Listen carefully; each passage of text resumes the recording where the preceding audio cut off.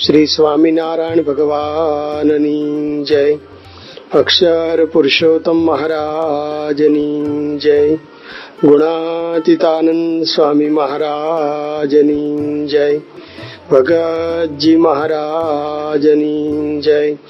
શાસ્ત્રીજી મહારાજની જય. યોગીજી મહારાજની જય. પ્રમુખ સ્વામી મહારાજની જય.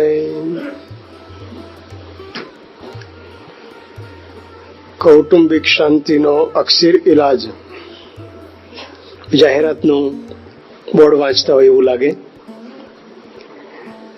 સાધારણ રીતે કુટુંબમાં અશાંતિ ફેલાવાના કારણો કયા હોય છે? જો ભેગું સંયુક્ત કુટુંબ હોય તો સંયુક્ત કુટુંબ મતલબ કે બે ભાઈઓ અથવા માતા પિતા ભેગા રહેતા હોય એને આપણે ગણીએ છીએ. પણ ફક્ત પતિ પત્ની અને બાળકો રહેતા હોય તો ઝઘડા તો થાય જ છે. એકય બાળક ના હોય, પતિ પત્ની બે જ હોય તો ઝઘડા થાય જ નહીં, સ્વર્ગ બની જાય. એમાં પણ છૂટાછેડાની નોબત વાગતી હોય છે. અશાંતિના કારણો એકબીજાના સંબંધો ઉપર આધારિત છે. બે સગા ભાઈઓ હોય, 6 ઇંચની જમીન માટે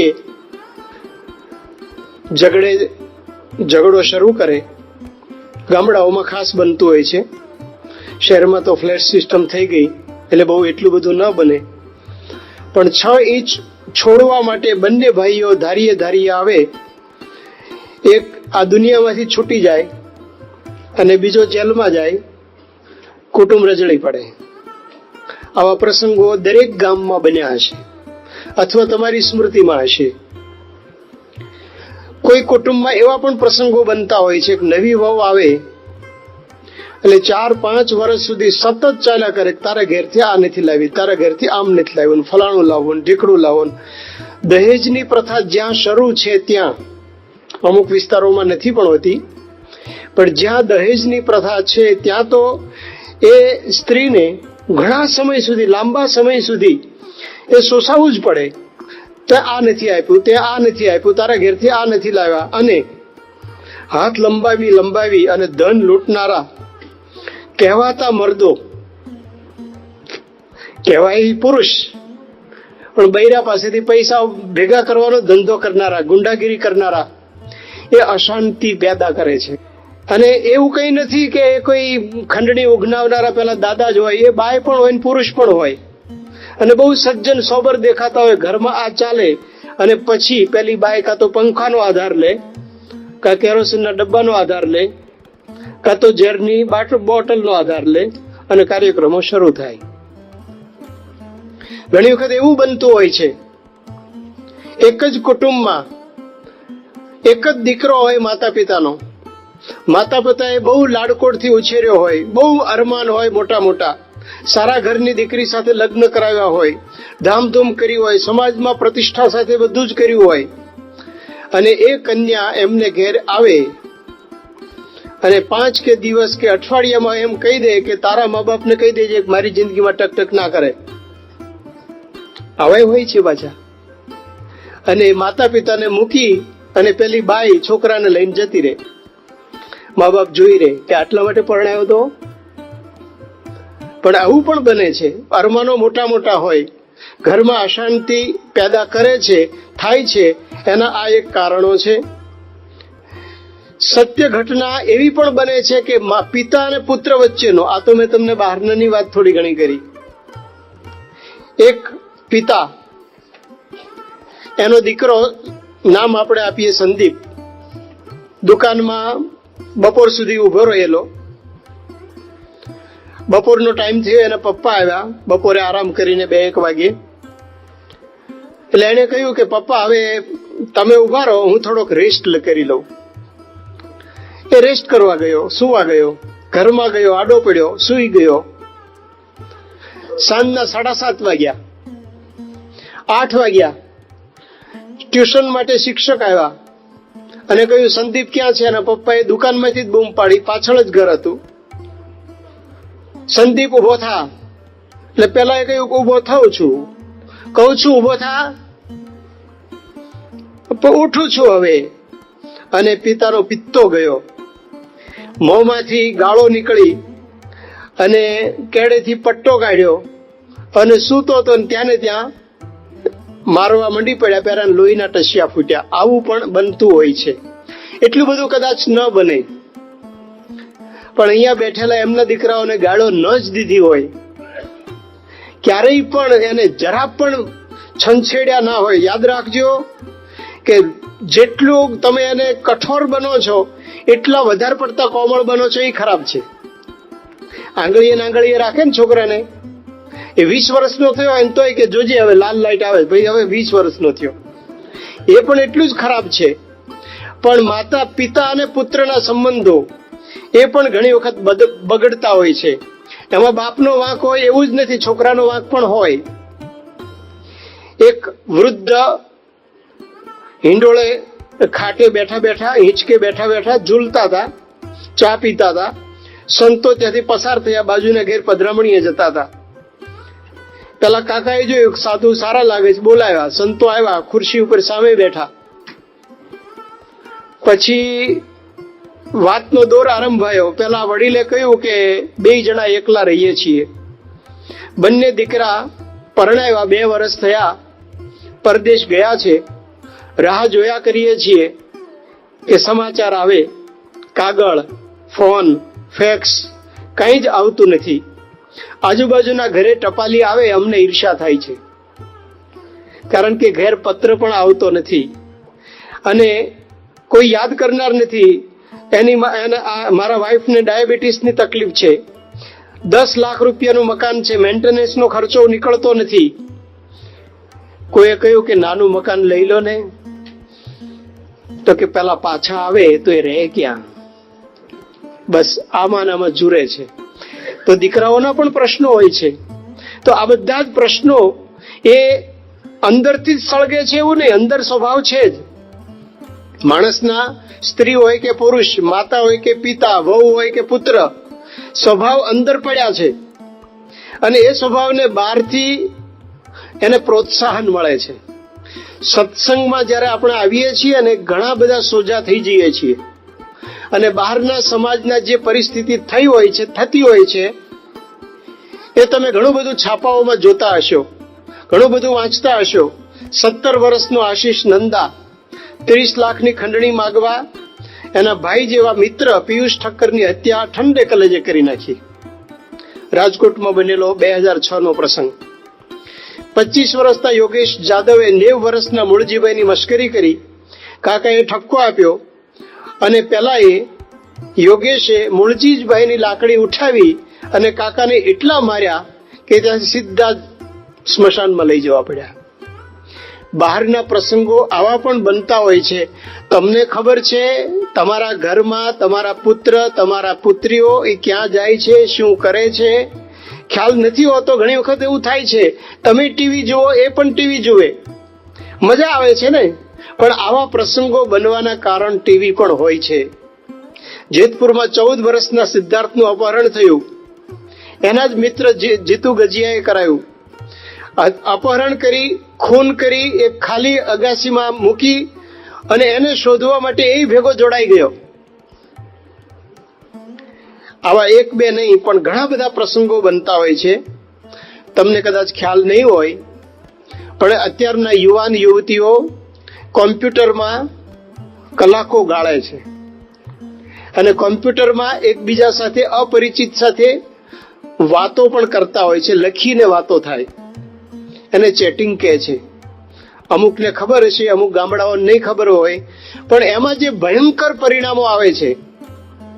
જુનાગઢ જિલ્લાની એક યુવતીએ અમદાવાદના એક યુવક સાથે કોમ્પ્યુટરમાં ઇન્ટરનેટ દ્વારા, ચેટિંગ દ્વારા મૈત્રી કરી અને એ સંબંધ લગ્નમાં પરિણમ્યો. 1 જ મહિનામાં કરુણ અંજામ આવ્યો, યુવતીની આત્મહત્યા. ખબર નથી, પણ એટલા બધા ભાવમાં આવી જાય અને કઈ ક્ષણે શું કરે છે. મા બાપને એમ છે કે દીકરાઓ તો ભણે છે, દીકરાઓ બહુ સારું કામ કરે છે, તમે ક્યારેય પૂછો છો, ક્યારેય સમય આપો છો? વાંક કોનો હોય છે? કોનો વાંક કેવું બહુ અઘરું છે. ક્યારેક કોનો વાંક છે, ક્યારેક દીકરાનો વાંક હોય, ક્યારેક પુત્રવધુનો વાંક હોય, ક્યારેક પિતાનો વાંક હોય, ક્યારેક માતાનો વાંક હોય, ક્યારેક બહેનનો વાંક હોય. અઘરું છે કેવું. બીડી સોની આપણા જજ સાહેબ, આપણા હરિભક્ત છે, એક પ્રસંગ લખે છે. એક કરોડોપતિ ઇન્ડસ્ટ્રીયાલિસ્ટ, ઉદ્યોગપતિ, પતિ પત્ની બંને છૂટાછેડા લેવાનું નક્કી કર્યું અને કે અમારી કોર્ટમાં, ફેમિલી કોર્ટમાં કેસ આવ્યો અને આ કેસ 12 વર્ષ ચાલ્યો. એમના દીકરાઓ MBA થયેલા અને કાકા કાકીએ નક્કી કર્યું, કાકી કે આની સાથે આને પતિ તરીકે તો મારે મરવું જ નથી અને પેલો કે આ મારી પત્ની હોય એવું તો મારે મોત જોઈતું જ નથી. 20 વર્ષ સુધી કોર્ટમાં ઝઘડ્યા. ધન્યવાદ છે ને. 20 વર્ષ સુધી પતિ પત્ની, છોકરાઓ MBA સુધી પહોંચેલા હોય. સ્વભાવ ક્યાં સુધી પહોંચી જાય છે, એનું ઔષધ શું? એક ડેન્ટલ સર્જન દંપતીએ પોતાની એકની એક વાલી દીકરી માટે આલિશાન બંગલો બનાવ્યો. છોકરીના રૂમ માટે 1 લાખ રૂપિયાનું ઇન્ટિરિયર ડેકોરેશન કર્યું. 10 વર્ષની દીકરી, કેટલી વાલી હશે બંનેને. છોકરી સુવે એના પલંગ ઉપર તારામંડળ દેખાય એવી રચના કરી. થોડા સમયમાં આ ડોક્ટર દંપતી બેયનો વિખવાદ થયો અને બંને છૂટાછેડાની નોબત વાગી. હવે આ છોકરીને રાખે કોણ? 10 લાખનો બંગલો, 1 લાખનું ઉપર ઇન્ટિરિયર ડેકોરેશન. હવે એ જેના માટે છે એને રાખે કોણ? પેલી બાઈ કે હું ના રાખું, ડોક્ટર કે હું ના રાખું. એને દાદીમાને કહ્યું તમે રાખો ને. દાદીમા કે મારી ઉંમર એટલી થઈ કે નાની બાળકીને હું કેમ રાખી શકું? પણ કોઈ રાખનાર નહોતું એટલે દયાએ કરીને દાદીમાએ એને રાખ્યા. આ પણ ટ્રેજેડી, આ પણ એક પરિસ્થિતિ હોય છે. સમાજમાં આવા પ્રશ્નો પણ બનતા હોય છે. ડોક્ટર કુરિયનનું નામ કદાચ સાંભળ્યું હશે. ડોક્ટર વર્ગીસ કુરિયન, એને એક પુસ્તક લખ્યું છે, આત્મકથા માય ડ્રીમ, મારું સ્વપ્ન. અમૂલ બ્રાન્ડના સર્જક અને સમગ્ર દેશમાં ડેરી ઉદ્યોગના પિતામહ ગણાય. આજે અત્યારે બધા શેડ કાઢવા 5 વાગ્યા પછી નીકળશે ગામડાવાળા કે હવે અમારે જલ્દી જવું છે. એ ડેરી ઉદ્યોગના પિતામહ ગણાય એ ડોક્ટર કુરિયન એની આત્મકથામાં 1957 નો પ્રસંગ લખે છે. 1957માં એની દીકરી 7 વર્ષની હતી અને રમતિયાળ હતી અને એમની સાથે સરદાર પટેલના દીકરી મણિબેન ડોક્ટર કુરિયન સાથે રહેતા. અને એક દિવસ મણિબેને કુરિયનને કહ્યું, કુરિયન પોતે લખે છે કે મને એક દિવસ મણિબેને કડક દ્રષ્ટિથી કહ્યું કે અહીં બેસો. ઓર્ડર થયો એટલે હું બેઠો. પછી મણિબેને મને કહ્યું કે લોકો મને ડાકણ કહે છે, તમને ખબર છે? મણિબેન કુરિયનને કહે છે. તો પેલા કે ના મને ખબર નથી આવું કઈ હોય. મણિબેને કહ્યું મારા બાપુ એટલે સરદાર પટેલ આખો સમય ભારતને સ્વતંત્ર બનાવવાની લડતમાં પડ્યા પાથરા રહ્યા. આમ પણ અમારા ગુજરાતી કુટુંબોમાં બાપ કદી પોતાની દીકરીને ભેટે કે ખોળામાં બેસાડે નહીં. મારી માં, હું નાની હતી ત્યારે મૃત્યુ પામી. મારા બાપુ મને ચાહતા ખરા પણ પ્રેમ વ્યક્ત કરી શક્યા નહીં. મારો ઉછેર પ્રેમ વગર થયો. મારા લગ્ન ન થયા. પ્રેમ વગર ઉછરી હું ડાકણ બની. લોકો મને ડાકણ કહે છે. તમારી દીકરીને ડાકણ બનાવવી છે? કુરિયનને પૂછ્યું. કુરિયન ગભરાઈ ગયા કે ના ના મારે એવું નથી કરવું. તો તમે દરરોજ સાંજે 6 વાગે પાછું અહીં આવી જાઓ. હુકમ કર્યો. તમારા માટે ઘણા લાંબા સમયથી નિર્મળા એમની દીકરી રાહ જુએ છે. તમારે 8 કલાક ડેરી માટે આપવા, 8 કલાક કુટુંબ માટે અને 8 કલાક ઊંઘ માટે. સમજ્યા? તમારી દીકરીને ડાકણ ન બનાવવી હોય તો આ શરૂ કરો. કોઈ તમને 8 કલાક હવે આપવાનું કહેતું નથી, પણ 20-25 મિનિટ તો આપો. ઘર સભા એટલે શું? આપણે કેની વાત કરવાના છીએ? તમારા કુટુંબ સાથે તમે સમય આપો છો કે બસ વેપાર વેપાર, ધંધો, આ તે, આવવાનું જવાનું, દોડા દોડી અને જિંદગી પૂરી? જેના માટે તમે કમાઓ છો એ સંબંધોને જો તમે બેલેન્સ નહીં કર્યું હોય, બેંક બેલેન્સ કરશો. પણ સંબંધોનું પણ બેલેન્સ જરૂરી છે. નહીતર પછી 10 લાખ રૂપિયાનો બંગલો, 1 લાખ રૂપિયાનું ડેકોરેશન અને વચ્ચે દીકરી એકલી, એટલી પરિસ્થિતિ ભલે તમારે નહીં થાય, પણ સંબંધો જો સુધર્યા નહીં હોય કુટુંબમાં, પતિ પત્નીના કે પોતાની માતા પિતા સાથે પુત્રના, તો કંઈક પરિસ્થિતિ તો થવાની થશે જ. હવે જુઓ ઘર સભાના કેવા પરિણામો આવતા હોય છે. ઘર સભાની વિશેષ વાત પછી કરીશ, પણ પરિણામ કેવા હોય છે. આ એક બાજુ મેં તમને સંસારમાં અશાંતિની જે વાત કરી, હવે સામે શાંતિની વાત કરું, જે તમે ચાહો છો, જેના માટે તમે અહીં બેઠા છો. નિકુલનો ફોન સંતો ઉપર આવ્યો, સ્વામી કામ છે આવું. સંતોએ કહ્યું કે આવો ને ભાઈ. એ આવી ગયો, એને વાત માંડી કે મારા સ્વામી, મારા પપ્પાને તમે ઓળખો છો, બહુ ગરીબીમાં મોટા થયા, પ્લાસ્ટિકનો બિઝનેસ શરૂ કર્યો, ભાગીદારે દગો દીધો, 6 લાખ રૂપિયાનું દેવું ભરતા 80,000 રૂપિયાનું દેવું બાકી છે. 7 વર્ષ વીતી ગયા પણ આટલું દેવું ભરી શકાતું નથી, ઓર્ડર મળતા નથી. નવી એજન્સી લીધી છે, પપ્પા ટેન્શનમાં રહ્યા કરે છે. કાલે બીપી બહુ વધી ગયેલું, આજે સારું છે. મારે FY ની પરીક્ષા છે, પણ સાથે પપ્પાને મદદ કરવાની. મમ્મી પણ રડ્યા કરે છે, તમે મારા પપ્પાને સમજાવો. પપ્પા પ્રત્યેની એક આત્મીયતા દેખાય છે. પપ્પા પ્રત્યેનું એમ નહીં કે તમે આટલા પૈસા આપો, મારે બાઇક લેવું છે, મારે ટેલિફોન લેવો છે, એમ નહીં. એના પપ્પા પ્રત્યે આત્મીયતા દેખાય છે. એટલે સંતોએ એના પિતાને બોલાયા. એના પિતાએ કહ્યું કે સ્વામી, બાપાની બહુ દયા છે, કોઈ ચિંતા નથી.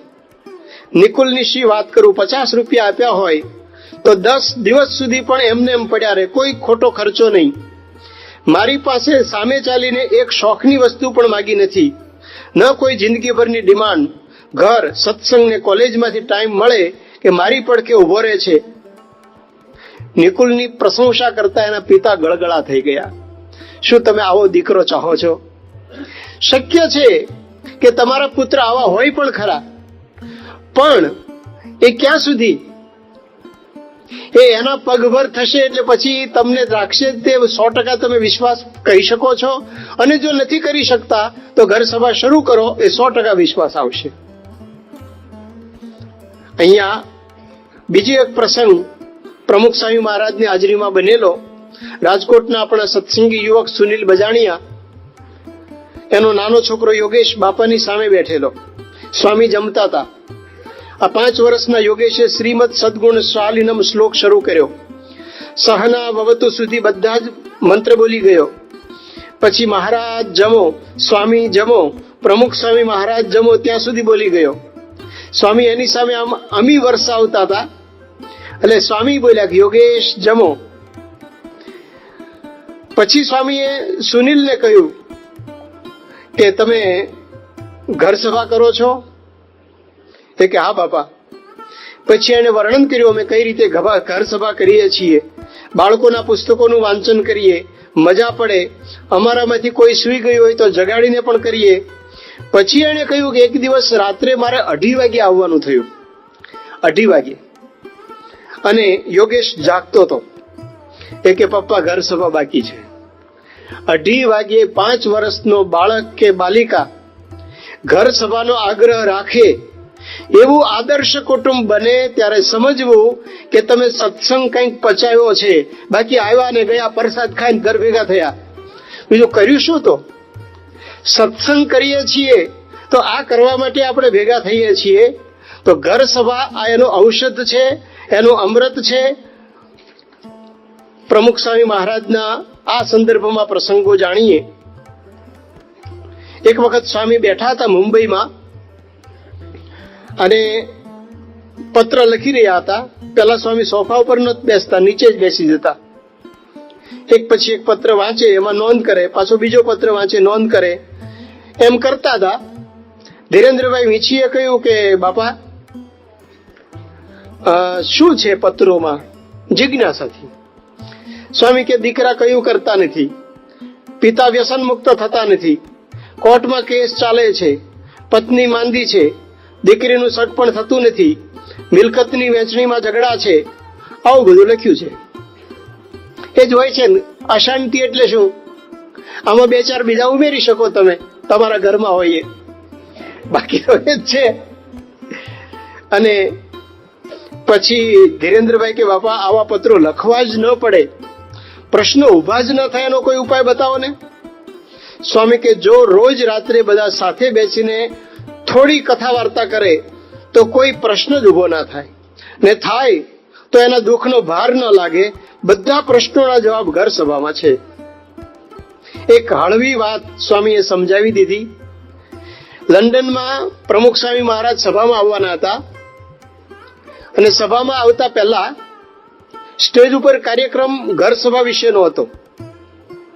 કાર્યક્રમ એવો હતો કે સ્વામી બાજુના બારણેથી અંદર આવે, એટલે સ્વામી બહાર ઉભા રહ્યા અને આયોજન કરેલું એ પ્રમાણે એક ડોરબેલ ત્યાં મૂકેલો, એને આમ દબાવ્યો એટલે અવાજ થયો ઘંટડીનો.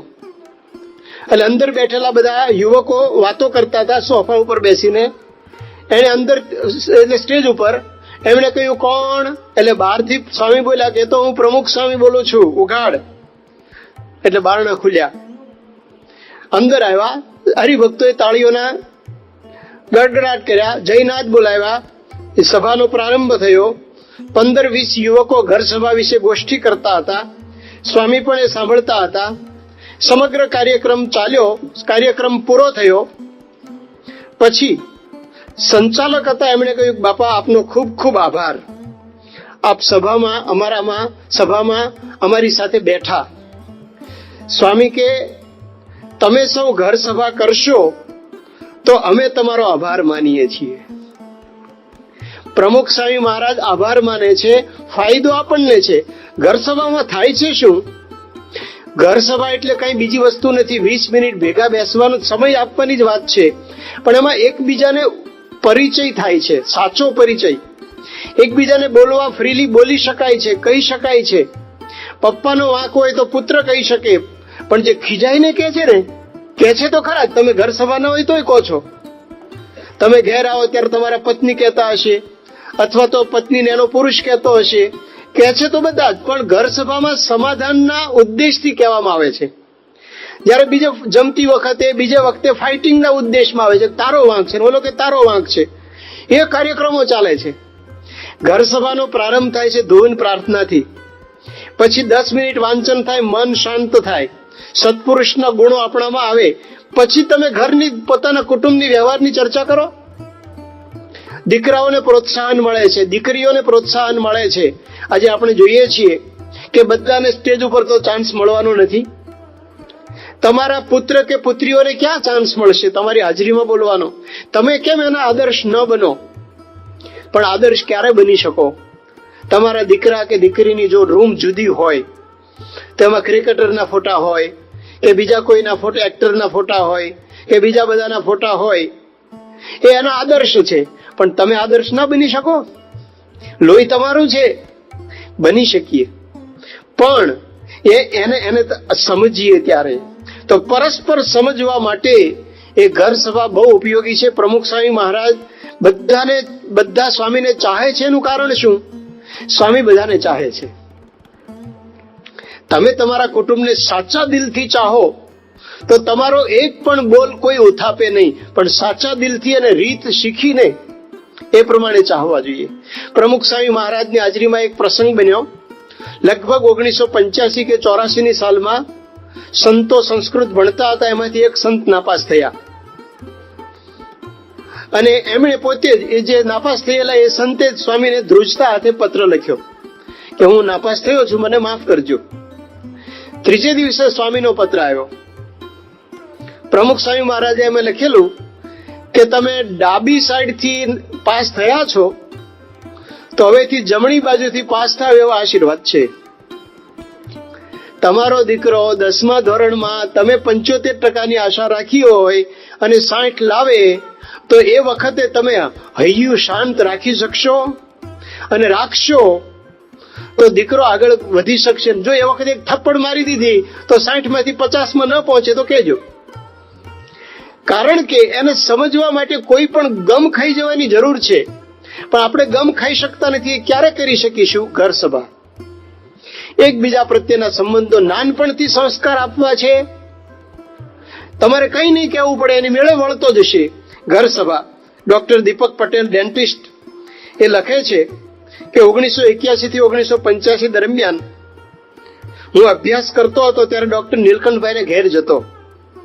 એના 2-3 વર્ષના દીકરાઓ ઘર સભામાં બેસાડે. મને થાય કે આ 2 વર્ષના છોકરાને શું ખબર પડે, પણ આજે હું જોઉં છું, એ વર્ષો પછી લખે છે, લગભગ 15 વર્ષ પછી, કે આજે હું જોઉં છું કે એ છોકરાઓમાં જરા પણ બહારનો છાંટો નથી આવ્યો. બહારનું ખાવાનું નહીં, બહારની ફિલ્મ કે બીજું કંઈ નહીં. લંડન કે અમેરિકા રહેતા હોવા છતાંય એનું કારણ ઘર સભા. ઘર સભા એને એમ નહીં સમજવાનું કે નાના હોય ત્યારથી જ બેસાડો, મોટા હોય ત્યારથી બેસાડો. તમે ન બેસાડી શકતા હો તો ફોર્સ ના કરો, તમે શરૂ કરો, એની મેળે બેસશે. એ પણ પ્રસંગો બન્યા છે. કોઈને કહેવાની જરૂર નથી, શરૂઆત જ કરવાની જરૂરિયાત છે. અને કેટલી દ્રઢતા લોકોને ઘર સભાની હોય છે. મહિપતસિંહ શિવભા જાડેજા, રાજકોટના હરિભક્ત, ઘર સભા વગર ક્યારેય ચલાવી ના લે. એક વખત એવું બન્યું કે એમના કોઈ નજીકના સંબંધી મૃત્યુ પામેલા અગ્નિ સંસ્કાર માટે જવાનું થયું, અને બધો વિધિ ને બધું કરતા કરતા મોડું થાય એમ હતું.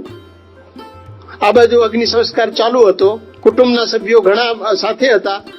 શું કરવું? નવરા વાતો કરતા હતા, ગપ્પા મારતા હતા. ઘર સભા ના કરી દઈએ. ઘર સભા, સ્મશાનમાં ઘર સભા શરૂ થઈ.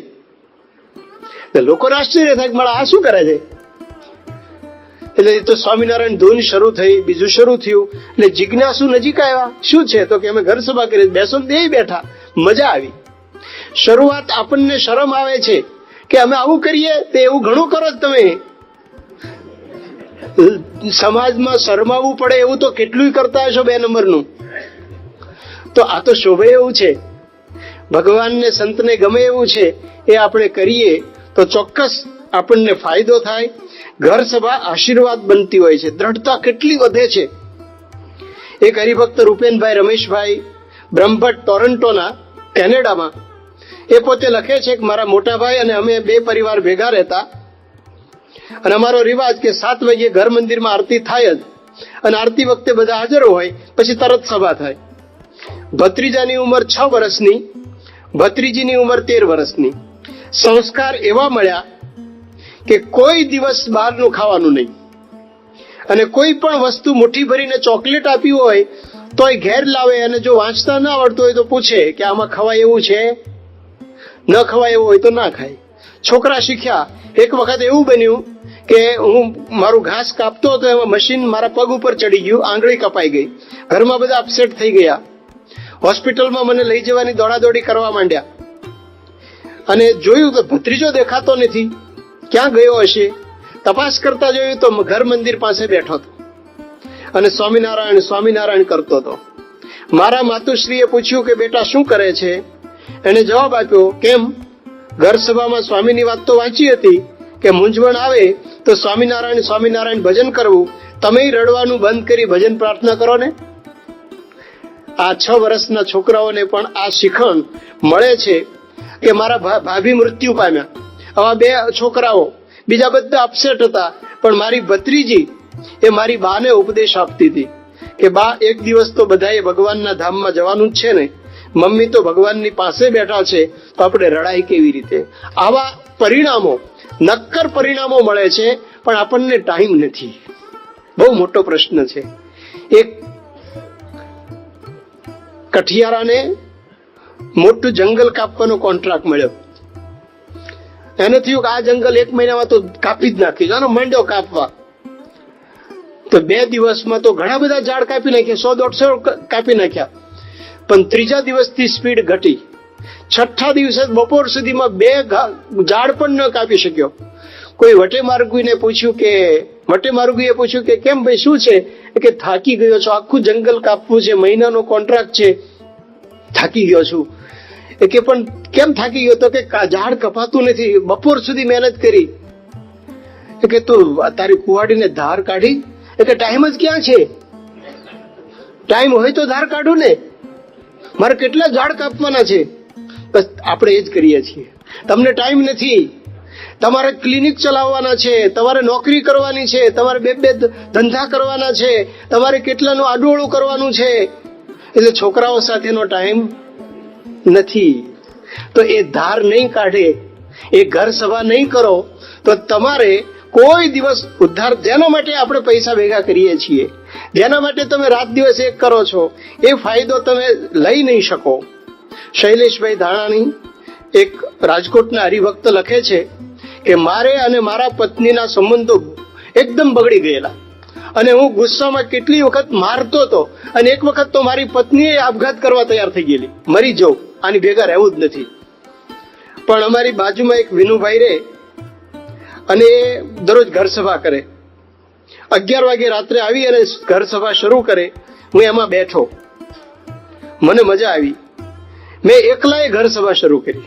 પત્ની હતા ખરા, પણ અબોલા જેવું, કોઈ એકબીજાને સંબંધ નહીં. થાળી મૂકી દે, પેલો ખાઈ લે, પછી થાળી ઉટકાઈ જાય, કઈ સંબંધ જેવું જ નહીં. પણ કે મેં એકલાએ ઘર સભા શરૂ કરી, નિત્ય પૂજા શરૂ કરી, સેવામાં જવા માંડ્યો, સત્સંગનો રંગ લાગ્યો. ધીરે ધીરે કરતા મારા પત્નીને સત્સંગનો રંગ લાગ્યો, એ પણ નજીક બેસતા થયા અને ઘર સભા શરૂ થઈ. અમારો સંબંધ સુધરી ગયો, આર્થિક સ્થિતિ સુધરી ગઈ, થાળે પડી ગયું. પત્નીને મારી દીકરી બંને પૂજા કરે છે, હું સંપર્ક કાર્યકર છું. ઘર સભા ખરેખર ચમત્કાર છે, ખરેખર ચમત્કાર છે. જેને પ્રશ્ન હોય એને તો કરવી, ન હોય અને ઉભા ન થાય એટલા માટે કરવી. ઘણા કે અમારે છે જ નહીં પ્રશ્ન, તો એકલો છો, અમારે ભેગો આવી જા. 2 જણા તો રહો છો ઘરમાં, ઘરમાં 2 જણા રહેશે તો તોય પ્રશ્ન તો થશે જ. એટલે ઘર સભા એના માટે પણ જરૂરી છે. આ આપણે સમજવું જોઈએ. એક લાલજીભાઈ મુંજાણી અમદાવાદના લખે છે કે મારે ઘર સભાને કારણે આજ સુધી મારા દીકરાઓને સ્કૂલ કે કોલેજનો કુસંગડ્યો નથી. મોટા પુત્રે એન્જિનિયરિંગ કર્યું, આજ સુધી 3માંથી એકે થિયેટર જોયું નથી, ટીવીની માંગણી કરી નથી, પડોશીના ઘરે ટીવી જોવા જતા નથી, સગા કાકા ને ત્યાં ટીવી છે ત્યાંય જતા નથી. અને પ્રમુખ સ્વામી મહારાજની સંપૂર્ણ નિષ્ઠા છે, દરરોજ વચનામૃતને વાતો વાંચે છે. આવા દીકરાઓ પ્રાપ્ત થાય, પણ ક્યારે? આ ઘર સભા કરીએ તો આવા અનેક અનેક અનેક પ્રશ્નો બને છે. એકબીજા પ્રત્યેનો વિશ્વાસ વધે. પંકજભાઈ પટેલ અમેરિકાના ન્યૂજર્સીના એક હરિભક્ત કહે છે કે અમે ઘર સભા પછી 10 મિનિટ એટલા માટે પ્રશ્ન ફાળવીએ કે કોઈને પણ ફેમિલી મેમ્બરને પ્રશ્ન હોય તો પૂછી શકે, કોઈને માટે કોઈ પણ પ્રશ્ન પૂછી શકાય, એટલું ફ્રી વાતાવરણ. પિતાને પણ કંઈ કહી શકાય, માતાને પણ કહી શકાય, દીકરાને કહી શકાય, દાદીમાને કહી શકાય, બધાને કહી શકાય. એક દિવસ મારા દીકરાએ કહ્યું કે મારે પ્રશ્ન છે. એટલે પૂછ્યું કે બોલ, શું પ્રશ્ન છે? એ કે તમે જમતી વખતે વાંચ્યા કરો છો, અમારી સાથે વાતો નથી કરતા, એ મને ગમતું નથી. આટલા નિખાલસપણે કહી શકાય કે 2 છાનીમાની આવે, તું મને કોણ કહેનારી, મારે કેટલું કામ હોય છે, ન વાંચું ક્યારે વાંચું, તો તારું વાંચને, એમ કહી શકાત. પણ આમણે એમ ના કર્યું. એમણે કહ્યું ભલે હવેથી હું નહીં વાંચું, આપણે સાથે વાતો કરીશું. તો ઘરમાં છે ને આ સંબંધ જ અગત્યના છે. સંબંધ બગડે છે આપણી જીદ, આપણું અત્યંત એવું જિદ્દી માનસ અને છોકરાઓને દબાવવાનું માનસ. આવા કેટલાય કારણો હોય છે જેને કારણે પછી એ આગળ જતા પ્રશ્નોના પરંપરા ઊભી થતી હોય છે. એટલે ઘર સભા આપણા માટે ખૂબ ખૂબ અગત્યની છે. ડોક્ટર બીડી સોની એ એમ કહે છે કે અમને તો એમ લાગે છે કે પ્રમુખ સ્વામી મહારાજે આપેલો ઘર સભાનો મૌલિક આદેશ આખા રાષ્ટ્રની આવી સમસ્યાઓને સરળતાથી ઉકેલી શકે છે. યાદ રાખીએ કે ભારતમાં હિન્દુ ધર્મમાં છૂટાછેડાનો કાયદો નહોતો પહેલા, કારણ કે આપણે ત્યાં તો એવું હતું, એક વખત અગ્નિની સાક્ષીએ લગ્ન કર્યા એટલે મૃત્યુ સુધી ભેગા રહે જ. પણ પછી છૂટાછેડાનો કાયદો કોર્ટે કરવો પડ્યો અને અત્યારે છૂટાછેડાનો કાયદો ફૂલેલો છે. કેટલાયના ઘરમાં પ્રશ્નો બનેલા હશે, કેટલાય એવા લોકો હશે એ પ્રશ્નો બને છે. એ કહે છે કે આખા રાષ્ટ્રની આવી સમસ્યાઓને સરળતાથી ઉકેલી શકે છે, પ્રશ્નોને ઉદ્ભવતા જ અટકાવી શકાય છે. 31 વર્ષના ન્યાય ક્ષેત્રના અનુભવ પછી લાગે છે કે બીડી સોની ફેમિલી કોર્ટના જજ છે, ન્યાયાધીશ છે, એ કહે છે 31 વર્ષના ન્યાય ક્ષેત્રના અનુભવ પછી લાગે છે કે એના જેવો બીજો કોઈ શ્રેષ્ઠ ઈલાજ નથી. અહીંયા બેઠેલા હરિભક્તોએ મેં 15 દિવસ પહેલા પરાઓમાં સભામાં સેક્ટરમાં સભામાં જવાનું હતું, ત્યારે અમુકને પૂછેલું કે તમે ઘર સભા કરો છો? અમુકે હા પાડેલી, અમુકે ના પાડેલી, અમુકની પરિસ્થિતિ નહોતી. પણ કોઈ પણ રીતે પરિસ્થિતિ હોય ના હોય, ઘરના બધા સભ્યો કદાચ ભેગા ન થઈ શકતા હો તો જેટલા થઈ શકો એટલા, એવું નથી બધા જ થવા જોઈએ, જેટલા હોય એટલા, પણ શરૂઆત કરે ને તો ગમે છે. એક ઘરમાં એવું બનતું હતું કે ઘરમાં 3 ઘર સભા થતી. એક ટીવી જોનારાની ઘર સભા, કે ટીવી જોયા પછી ઘર સભા કરે. એક ટીવી ન જોનારા ટીવી ચાલુ હોય ને ત્યારે બીજી જગ્યાએ ઘર સભા કરે. અને ત્રીજું એક એવું હતું કે ઈચ્છા મુજબ ઘર સભા કરે. પણ એ ત્રણેય એક થયા, કારણ કે ધીરે ધીરે કરતા એકબીજાને સમજ પડી.